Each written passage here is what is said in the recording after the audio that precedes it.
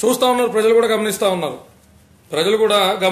అన్నమాట. అంటే ఏం జరుగుతుంది ఏంది అన్న దాని మీద ప్రజలు కూడా కన్నేసి ఉంచుతారు. ఎప్పుడు కూడా మనకు కావాల్సింది మన ఫ్యాన్స్ ఓట్లో లేకపోతే ప్రత్యర్థుల ఓట్లో పక్క పార్టీ ఓట్లో కాదు. సామాన్య జనాలు ఎవరైతే న్యూట్రల్ గా ఉంటారో, సినిమా స్టార్లకి అభిమానులకు అతీతంగా, రాజకీయ పార్టీలకు అభిమానులకు అతీతంగా ఎవరైతే సామాన్య జనాలు ఉంటారో ఆ సామాన్య జనాలు ఎప్పుడు కూడా అబ్జర్వ్ చేస్తూ ఉంటారు ఏం జరుగుతున్నది అన్నది.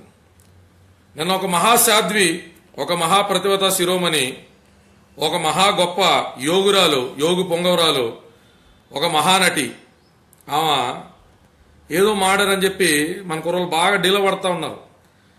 సరే నేను నుంచి ఇగ్నోర్ చేస్తా ఉన్నాం, మనకు సంబంధం లేని సబ్జెక్ట్ కదా, మనం ఎందుకు గమ్మునుందాం, మాడోళ్ళు మాడుతున్నారు కదా అని.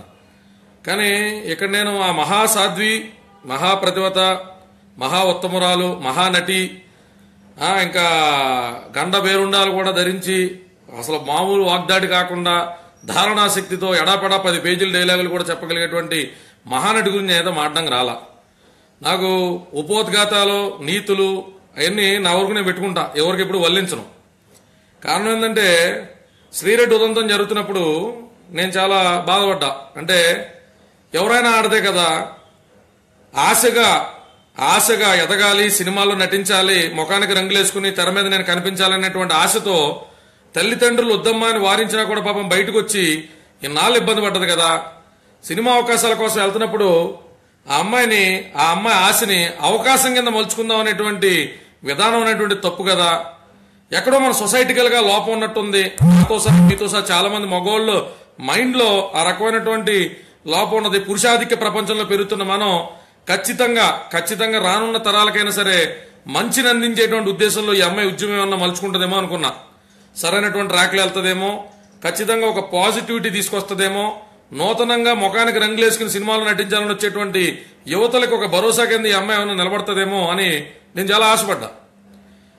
అయితే పవన్ కళ్యాణ్ గారు బయటకు వచ్చిన తర్వాత ఆయన మాట్లాడినటువంటి వ్యాఖ్యానంలో ఈవిడికి గాని ఈవిడ సహచరి సోకాల్డ్ క్యారెక్టరిస్టిక్స్ గానీ చాలా బూతులు కనబడ్డాయంట. ఏందా బూతులు అంటే, పవన్ కళ్యాణ్ గారు అన్నీ కత్తి డాలు తీసి మనం యుద్ధం చేద్దామనో, లేకపోతే సైన్యాన్ని సమీకరించుకుని ఆడపిల్లకి అన్యాయం జరిగిందని ఆ ఇల్లు వాళ్ళకి అన్యాయం చేసిన వాళ్ళు తల నరికేలేదనో చేతులు నరికేలేదనో బాధపడ్డారంట. పవన్ కళ్యాణ్ గారు ప్రజానాయకుడు అని అడిగినటువంటి ఆ మహానటికి నేను చెప్పేది ఏంటంటే, ఆయన ప్రజానాయకుడు కనుకే భావోద్వేగాలకు లోనవడు. సామాన్యుల కింద మీరు నేను లోనైనట్టు భావోద్వేగాలకు లోనవడు. ఆయన స్థిరంగా ఉంటాడు. స్థిరంగా ఉన్నవాడినే నాయకుడు అంటారు. ఆయన ఏం చేశాడు, చట్టాలపైన గౌరవాన్ని పెంచండి. ముందు మీరు వెళ్ళి చేయాల్సింది మీడియాలో కూర్చుని సెన్సేషనల్ న్యూస్ కాదు కదా. జనాల సమయాన్ని లేకపోతే మీడియా సమయాన్ని లేదా మీడియా సెన్సేషన్స్ ని క్రియేట్ చేయడానికి ముందు, వృధా చేయడానికి ముందు మీరు పోలీస్ స్టేషన్కి వెళ్ళి కంప్లైంట్ అవ్వచ్చు కదా, మీరు కోర్టులకు వెళ్ళి కంప్లైంట్ ఫైల్ చేయొచ్చు కదా, తదుపరి కార్యాచరణ అనేటువంటిది కోర్టులో ప్రొసీడింగ్స్ లో ఉండగా ఇంకేదన్నా చేసుకోవచ్చు కదా అనేటువంటి కాంటెక్స్ట్ లో మాట్లాడితే, పోలీస్ స్టేషన్కి వెళ్ళి కంప్లైంట్ ఇచ్చినప్పుడు పవన్ అన్న చెప్పిన మేరకు చేశానన్నటువంటి ఈ మహాసాధ్వి 24 గంటలు, 48 గంటలు, 72 గంటల్లో ఏ అద్భుతాలు జరిగిపోవాలనుకుందో నాకైతే అర్థం కాల. మరి ఈ మహానటి, ఈ మహాసాధ్వి, సాక్షిలో 2 సంవత్సరాలు పనిచేసినటువంటి ఈ మహానటి జగన్మోహన్ రెడ్డి అన్న ఏమైపోయావు, జగన్మోహన్ అన్న తేరి మాక్కి అని మాట్లాడేటువంటి కెపాసిటీ ఎందుకు రాలేదో నాకు అర్థం కాల. జగన్మోహన్ రెడ్డి వాళ్ళ అమ్మను మాడేదమ్ము నీకు లేదు, చంద్రబాబు నాయుడు వాళ్ళ అమ్మను మాడేదమ్ము నీకు లేదు. ఎక్కడి నుంచి కోయాలో అక్కడి నుంచి కోస్తారు కాబట్టి తేరగా మేం గాటి దొరికాం కాబట్టి ప్రతి అడ్డమైన వాళ్ళకి మేం గాటి ఏదో బ్యాంకులో దొరికినాం. ఇంకెవరు కార్యకర్తలు ఎవరు కంట్రోల్ చేసుకోపోయినా పర్లా, ఉన్మాది పూర్తిగా కొంపల మీద బాంబులు దాడులు చేసి కత్తులతో నరుక్కున్నా పర్లా, వాళ్ళ కంట్రోల్ చేయకపోతే పర్లేదు. కానీ ఒక అనార్గనైజ్డ్ మాబ్ ని పవన్ కళ్యాణ్ గారు పొద్దున లేచి నా ఫ్యాన్స్ ఎవరున్నారో, ఎవరు రిజిస్టర్డ్ ఫ్యాన్స్, ఎవరెవరితో గొడవ పడుతున్నారు, ఎవరెవరిని ఏమంటున్నారు, సోషల్ మీడియాలో ఏం మాట్లాడుతున్నారని పేపరో పెన్నో తీసుకుని రాసి వాళ్ళందరినీ కరెక్ట్ చేస్తా కూర్చుంటారా? లేకపోతే ఏంది నువ్వు చేసేదే? ఏందేదో వార్నింగ్లు ఇస్తున్నారు, ఏంది 2-3 రోజులు చాలా గట్టి చూస్తా ఉన్నా, ఏందో వార్నింగ్లు ఇస్తా ఉన్నారు, నీకు మట్టికి నువ్వు కత్తి మట్టికి కత్తి. ఏంది మెగా కుటుంబాలు లేకుండా చేస్తారా? రాజకీయ సన్యాసం ఇప్పిస్తారా? అంత బతుకులమయ్యా, అంత బతుకులమయ్యా అని అడుగుతున్నా.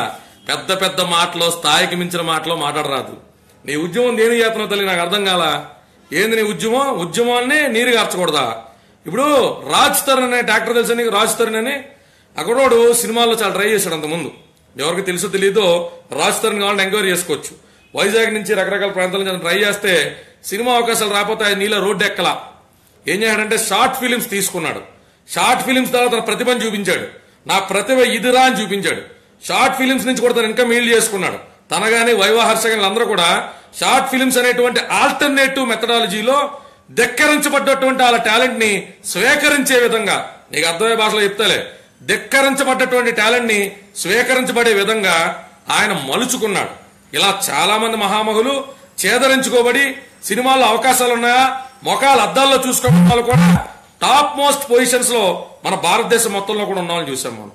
ఇవాళ రాజకీయ పార్టీ పరంగా రాజకీయాల్లో ప్రయత్నం చేసిన పార్టీలు మనం స్వీకరించకపోవచ్చు, సినిమా ఇండస్ట్రీలో చేసినా స్వీకరించకపోవచ్చు, వ్యాపారం పెట్టినా కూడా జనాలు ఆదరించకపోవచ్చు. అలాగని చెప్పి మనం రోడ్డు ఎక్కలేమే. ఖచ్చితంగా ఆల్టర్నేటివ్ మార్గంలో మన దగ్గర ఉన్నది ఏంటి అలా మిస్ చేసుకుంది ఏంటి అనేటువంటి ప్రయత్నం మనకు చిత్తశుద్ధి ఉంటే చేస్తాం మనం. నీకు ఆ చిత్తశుద్ధి ఏడిసిందా అని అడుగుతున్నా. నువ్వు చేస్తా అంటే చెప్పు. నెంబర్ 1 షార్ట్ ఫిల్మ్ రైటర్స్ ఉన్న డైరెక్టర్లు ఉన్నారు, నేను పెట్టుబడి పెడతా. నువ్వు చేస్తావు షార్ట్ ఫిల్మ్స్ లో చక్కటి కథనంతో షార్ట్ ఫిల్మ్స్ తెద్దాం. నీ స్థాయి నీకు నువ్వే ఎక్కువ ఊహించేసుకుని, నీకు నువ్వే కళాఖండాలు ఆస్కార్ యాక్టర్ మాదిరి ఊహించేసుకుని ఏందా బిల్డప్ లేందా దరిద్రం ఏంది మాకు? నువ్వు చేసిన కళాఖండాలు 2 ఏంది మాకు ఈ గోలైంది? నిన్ను ఎవడో నువ్వు ఆశగా వెళ్ళి సినిమా అవకాశం పెడితే ఆడదాన్ని అవకాశంగా మలుచుకున్నాడు. అక్కడికేదో నీ ఆశయాన్ని గుర్తించకుండా ఆడ నీ శరీరాన్ని నలిపేయాలని చూస్తే తప్పు, మా ఇంట్లో ఆడదాని ఒకటే నువ్వైనా ఒకటే అని అందరం నీకు నైతిక మద్దతు పలికితే నువ్వు పిలిచి పిలవగానే కృష్ణ పరమాత్ముడు మాదిరి పవన్ కళ్యాణ్ గారు వచ్చి ద్రౌపది వస్త్రావరణం జరుగుతుంటే నీకు చేరవలేదనా నువ్వు తిట్టిదా?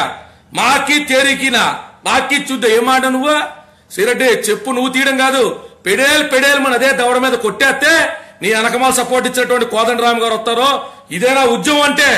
ఇదేనా ఉద్యమం అంటే? కోదండరామ్ గారు అడుగుతున్నా. ఒక మొగాడి తల్లిని, ఒక నాయకుడి తల్లిని దుర్భాషలాడుతూ మాట్లాడినటువంటి ఔన్నత్యం కలిగినటువంటి స్త్రీమూర్తికి మహిళా సంఘ నాయకులు, మహిళా సంఘ నేతలు, పెద్ద పెద్ద ఉద్యమకారులు తమ స్వలాభం కోసం ఈ హీరోయిన్ ని చెత్తకార్తి కుక్క మాదిరి రోడ్డు మీద వదిలి ఎవరిని పడితే వాళ్ళు మాట్లాడిపిస్తారా? ఎవరిని పడితే వాళ్ళని? ఒక పవన్ కళ్యాణ్. ఏంటండి వీడియో నచ్చిందా? అయితే ఓ లైక్ వేసుకోండి, లేదంటే ఓ కామెంట్ చేయండి. ఎప్పటికప్పుడు మా వీడియోస్ చూడాలంటే సబ్స్క్రైబ్ చేసుకోండి.